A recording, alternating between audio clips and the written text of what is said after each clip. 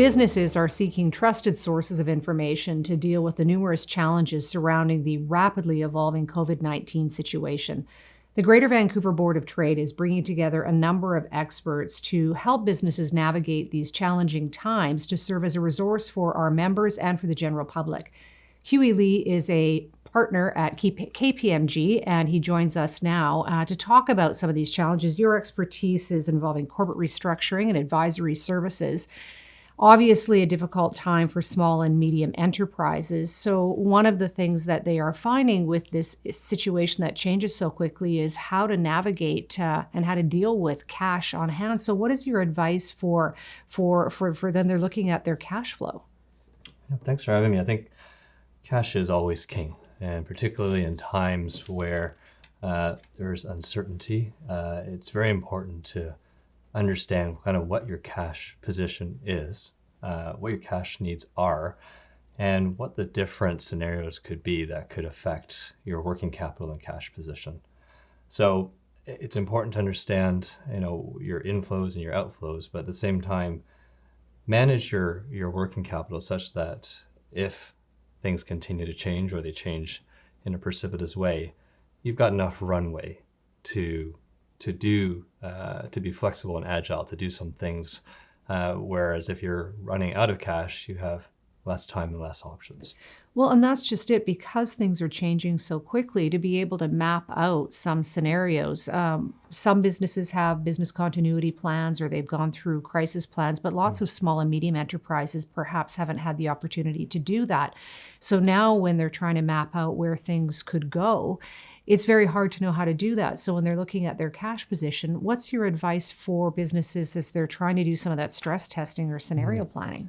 That's a great question. I think first off, you have to understand kind of the base case in terms of how you typically operate. And then based on what we know today, you're going to have to make some assumptions around drops in revenue. Call it a base case, a worst case, and maybe a really bad case. Call it, for example, a drop in 15% revenue, a 25% revenue, or depending on the sector and industry, it could be worse. What you need to do, though, is really assess, on the one hand, where your cash is coming from. That'll be tied a lot to the number of clients and customers that come through the door. But at the same time, it's a really good time to get almost clinical around your cash outflows. So be really disciplined in terms of what absolutely needs to get paid. And to the extent that you need to stretch a little bit, this is probably the time to do it. And how often should businesses be revisiting that cash flow analysis right now? Yeah, that's a great question. Given how fluid things are, it's tough to really put a pin in it, right? There are things you absolutely as a business can control, and there are things that you cannot. So the things you cannot, I think that's where most of the uncertainty comes from. We're all in this together. So it's not that your particular company is being singled out. We're all going to be going through the same pains, and we're all going to be learning the same things at the same time. Stick to the core in terms of understanding your business and what you can control. What you can control is important, will inform what you can do, what you cannot do. And then the stuff that you cannot control, we're going to have to revisit it as these things come up. So how do companies manage expectations, both internally with their employees and then externally with customers, with clients, with partners? If there was ever a time to over-communicate, now would be the time. And I think first and foremost, your stakeholders are all, important parties to your business. Certainly communications with your own people. That's first and foremost. The health and safety of your most important assets should be a priority. But don't forget about the other stakeholders who are key to your business. Your customers, your suppliers, your lenders, and to some extent regulators and government. I think one of the things that people will be looking for, particularly small and medium businesses in, for example, the tourism sector or hospitality or entertainment, is what's the government going to do in the next short little while to help build confidence and shore up some liquidity needs in these businesses that are so important to our economy.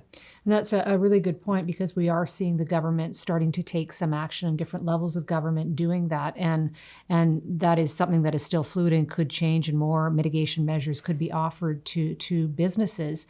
But as businesses navigate the daily and the hourly changes on this, how would you say how important is that support in getting through a crisis like this?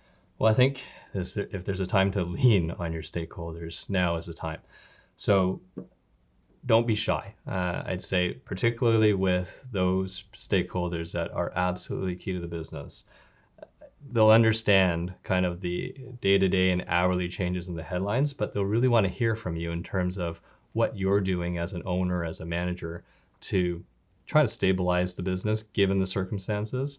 So under the no surprises rule, do as much as you can to control the narrative, to get in front of your customers, your suppliers, your lenders, for example, and say, we understand there's a problem. Everyone's kind of going through it, but we're taking proactive steps in trying to do the scenario planning, the contingency planning, understand what levers we can pull, where we can control costs, so that we've got a bit more runway until this thing corrects. And are you having your clients come to you and ask for those resources as well? We are, and we're being very proactive in going out as well. I think everyone will understand kind of particularly the sectors that in a first wave will be likely hit or most affected, particularly in the upcoming tourism kind of season. A lot of businesses that are in that sector are looking towards bookings now for anticipating their needs for the summer.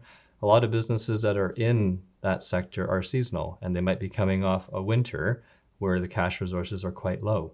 So over communicating with your lenders to let them know, we understand the situation, but we're working with our advisors, we're working with our customers, our suppliers, we're working with all the important stakeholders to try to come up with at least a base case plan so that we can articulate how we're going to get out of this.